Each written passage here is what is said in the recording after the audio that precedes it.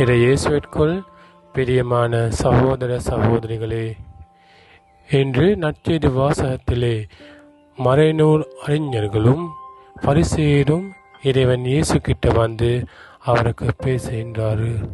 ஏனென்றால் அவர் பாவிகளோடு வாழ்ந்தார் என்று அவரை தள்ளி வைக்க பார்க்கிறாரு. இறைவன் இயேசு செஞ்சது நல்ல விஷயம்.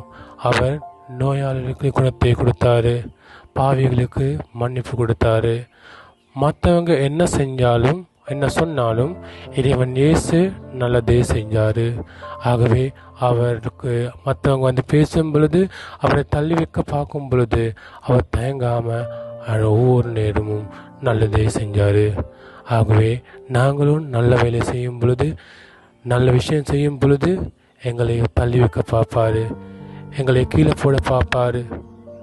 ஆனால் நாங்கள் அதுக்கு தயங்காமல் நாங்கள் ஒவ்வொரு நேரமும் நல்ல விஷயங்கள் செய்யணும். இறைவன் இயேசுவை போல நாங்கள் வாழணும்.